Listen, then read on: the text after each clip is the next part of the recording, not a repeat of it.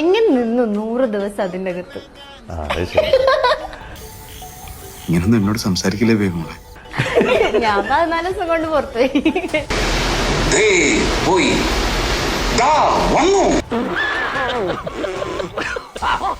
നിങ്ങൾ 14 ദിവസം ഒരു 140 ദിവസം പോലെ ആയിരുന്നു നീ ആളുണ്ടായ സമയത്ത്. അയ്യോ ഓർമ്മിപ്പിക്കല്ലേ പൊന്നെ. വീട്ടിലെ അച്ഛനെ പോയി വിളിച്ചു.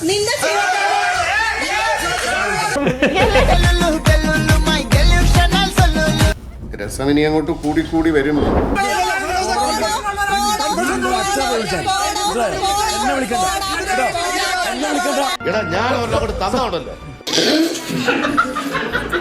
കേറുന്നതിന് മുന്നേ ആണെങ്കിലൊക്കെ ഷാനവാസ്ക്ക് അനീഷ് ഏട്ടനെ മറ്റേ കോംബോ പിടിക്കാനാണോ സ്ക്രീൻ സ്പേസിനാണോ?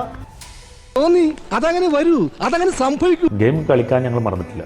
പരസ്പരം ഗെയിം കളിച്ചിട്ടുണ്ട്. അവൻ എന്നെ നോമിനേറ്റ് ചെയ്തിട്ടുണ്ട്. അത് ഓപ്പൺ നോമിനേഷൻ വരെ ചെയ്തിട്ടുണ്ട്. അതിന്റെ മത്സരവും വാശിയും ഒക്കെ ഞങ്ങൾ തമ്മിൽ ഉണ്ടായിട്ടുണ്ട്. അത് സത്യമാണ്. ജയിൽ നോമിനേഷൻ ചെയ്തിട്ടുണ്ട്. ഇല്ലാതിരുന്നിട്ട് വഴക്ക് കൂടിയിട്ടുണ്ട്.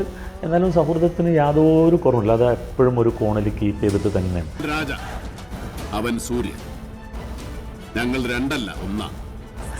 ഒരു ദിവസം 2-3 തവണയെങ്കിലും അവൻ എന്നെയും ഞാൻ അവനെ വിളിക്കാറ്. ആളുകൾ പലതും പറയുന്നുണ്ട്. ആളുകളെ പലതും പറയും. അവർക്കൊക്കെ പിന്നെ എന്താ പണി? എന്തിങ്ങനെയൊക്കെ നിൽക്കുന്നത്? വല്ല ന്യൂ എന്താ പെൺകുട്ടികൾക്ക് ഇങ്ങനെ സിമ്പിൾ ഡ്രസ് ഇരിക്കുന്ന പുരുഷന്മാരെ ഇഷ്ടമല്ലേ? Don't like? ഞാൻ അത് ആൾറെഡി വിളിക്കുന്നു. നിനക്ക് അറിയാമോ? എന്തോ ഒരു വീഡിയോ ചെയ്ത് കൊടുക്കാനുള്ള വരികയാണ്. അടുത്ത ഉദ്ഘാടനത്തിന്റെ വീഡിയോ ആണ്. ഈ നിഷ്കളങ്കമായ മുഖത്തേക്കൊന്ന് നോക്കടാ ഈശ്വര, എന്തൊരു ചൈതന്യം. ധാരാ ഇത്രക്ക് പോപ്പുലറായ എന്നെ കണ്ടിട്ട് മനസ്സിലായില്ലടാ ജാടത്തേണ്ടി. അനീഷ് ഏട്ടന്റെ ബെഡിൽ അനീഷ് ഏട്ടൻ എന്നും സ്റ്റിക്കർ ഒട്ടിക്കുമായിരുന്നു. അതുകൊണ്ട് ഇപ്പൊ എന്താ?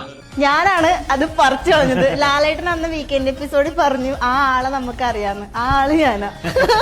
ഞാൻ അനീഷ് ഏട്ടൻ അന്ന് മാന്യതയുടെ മുഖം മൂടി അണിഞ്ഞ ചില ആളുകളാണ് കുറ്റവാളികളെന്ന് ഞങ്ങൾ മനസ്സിലാക്കി. ചില കുറെ നല്ല നല്ല മുഹൂർത്തങ്ങളുടെ ഭാഗമാവാൻ സാധിച്ചിട്ടുണ്ട് ശരിക്കും ഷാനവാസ്ക്കൊക്കെ. എനിക്ക് തോന്നുന്നു ആദില നൂറേനെ ഹഗ് ചെയ്ത് നിൽക്കുന്ന ഒരു സീൻ ബിഗ് ബോസ് ഈ സീസൺ 7 ഏറ്റവും മോസ്റ്റ് ബ്യൂട്ടിഫുൾ മൊമെന്റ് ആയിരുന്നു. അത് ശരിയാ, അത് ശരിയാ. എന്ത് പ്രഹസനമാണ് സജി.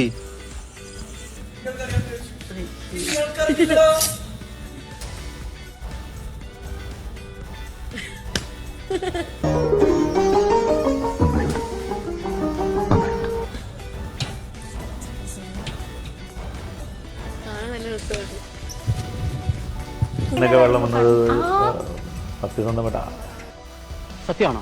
ഞാൻ ജീവിതത്തിൽ ഇതുവരെ അതേ പറഞ്ഞിട്ടുള്ളൂ. പക്ഷെ ആ ഒരു നിമിഷം എനിക്ക് എന്റെ കയ്യിൽ നിന്ന് പോയി. തൽക്കാലം ഇത്രയും മതി. വരട്ടെ.